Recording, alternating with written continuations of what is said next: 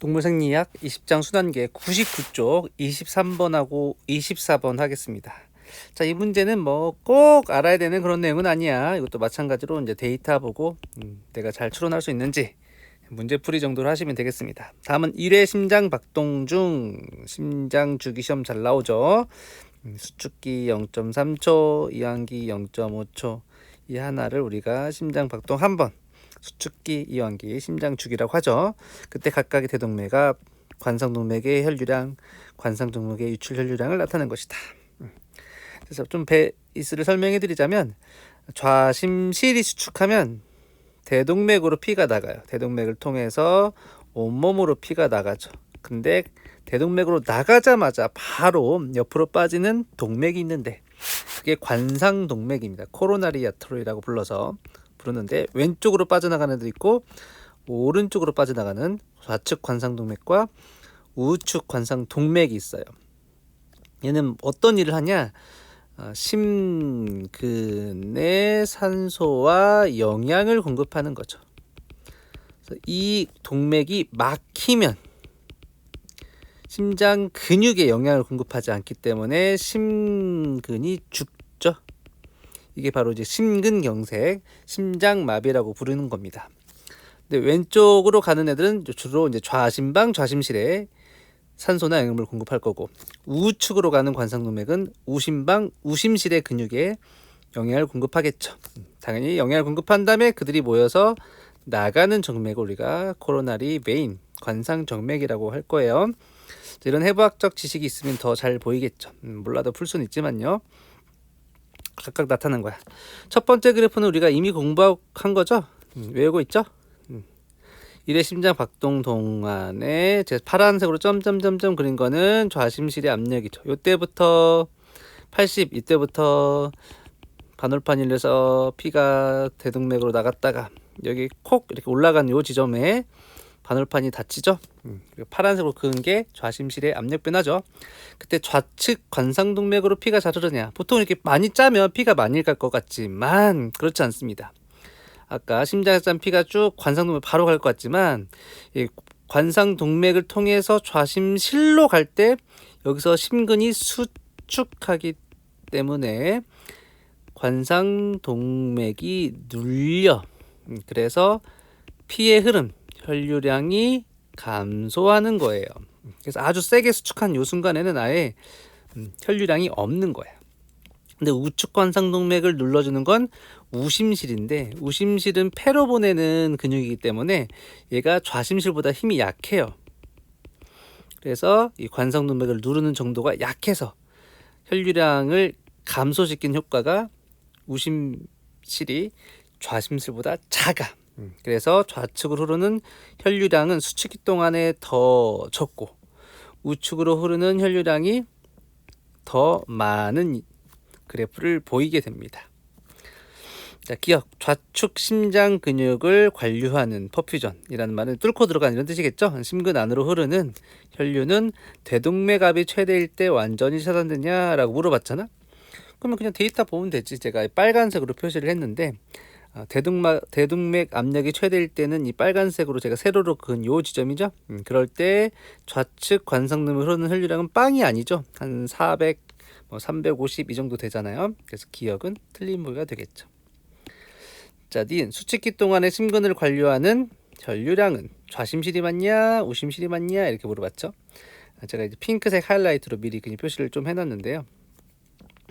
좌측 관상동맥으로 흐르는 혈류량의 이 면적보다 우측 관상동맥 흐르는 혈류량 이 면적이 더 크죠. 아까도 말했지만 우심실이 더 약하기 때문에 우측 관상맥을 누르는 정도가 더 약해서 피가 더 많이 흐릅니다. 그래서 니은은 맞는 복이죠. 우심실이 더 많다.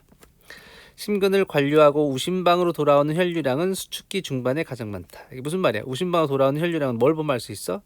심근을 지나서 관류하고 우심방으로 돌아오는 거니까 이게 바로 관상정맥의 혈류량을 말하겠죠. 관상정맥의 혈류량.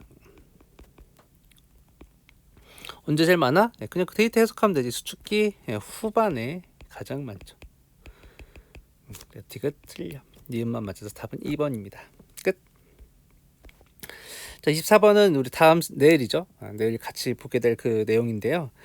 이게 좀 어려울 수 있는데 이게 너무 어려우면 버려도 돼. 사실 이 개념이 아직은 피트는 미기출인데 저는 혈관에 대해서 꼭 알아야 된다고 생각은 하긴 합니다. 미기출이니까 너무 어려우면 버려도 되지만 제가 수업 시간에도 이거는 봤으면 좋겠다 한 내용이겠죠.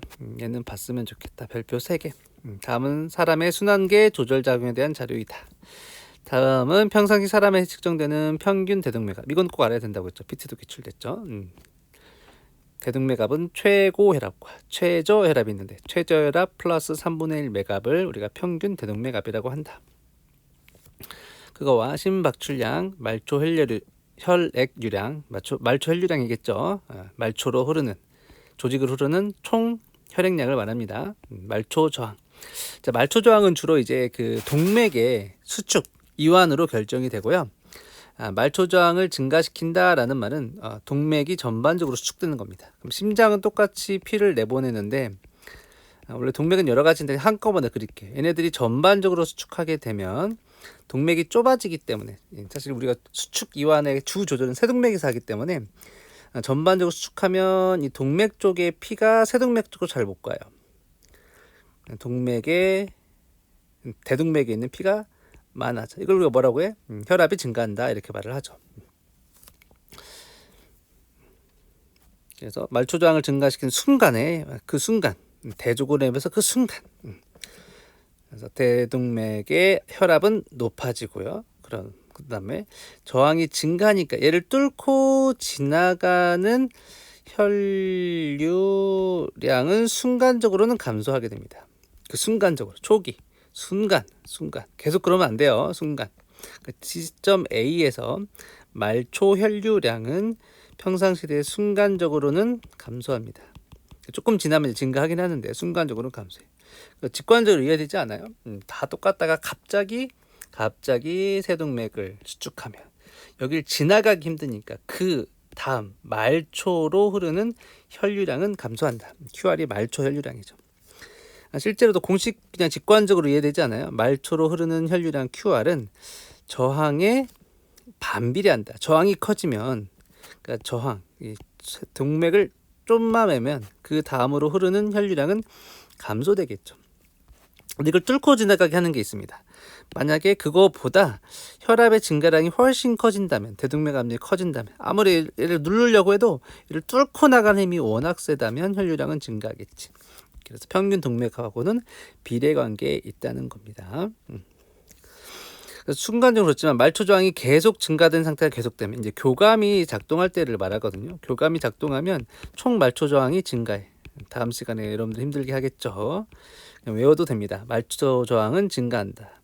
그런데 그러면 저항이 증가했으니까 피가 공급 안 돼? 우리가 교감이 증가됐을 때는 말초의 조직으로 산소 공급을 많이 해야 되잖아. 그걸 뚫고 들어가도록 뭐도 증가해? 심장의 수축력도 증가해.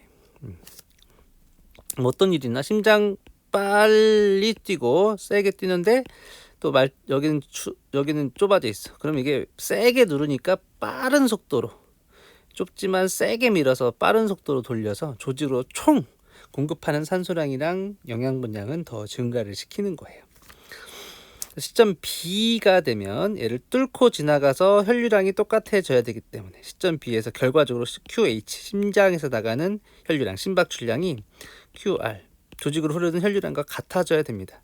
결국 어디 가겠어요? 혈관을 뚫고 어디 하늘나라로 가는 게 아니니까 심장에서 나간 피가 결국에는 다 우리 온몸을 쭉쭉쭉 돌아야 돼. 결국에 오랜 시간이 지나면 교감이 아주 작동했을 때는 말초로 흐르는 혈류량이랑 심장에서 나가는 양은 같아야 돼. 그러려면 어떻게 된다고?